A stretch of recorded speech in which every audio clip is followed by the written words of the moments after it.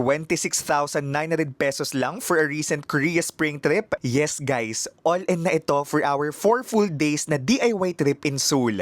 Tara, himayin natin. Airfare ay 6,100 pesos lang. Mura kasi nakuha natin during seat sale ng Cebu Pacific. Travel tax ay 1.6k na binayaran na natin online. For accommodation, I share this with one friend for 4 nights. 10,700 pesos yung share ko but the guest house is good for 6 and 5.3k lang per night in the heart of Hongdae. Sobrang sulit.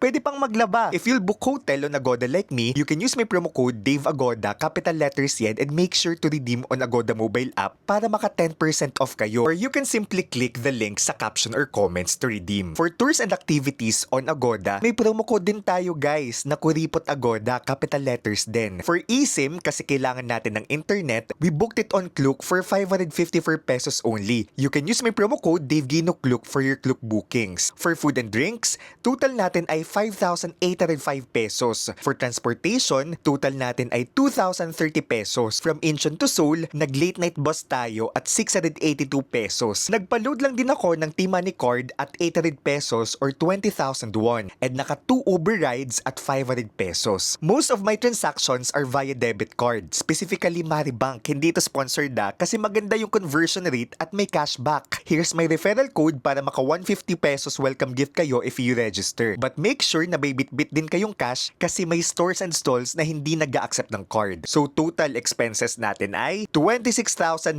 pesos. Sobrang ganda ng Seoul during spring guys. Lakas maka K-drama. Super sulit talaga nung 4 full days. So ano guys, pangarap nyo na rin ba mag-spring in Seoul next year? Manifesting for you. This is Dave the Kuripot Traveler. Let's live our best lives.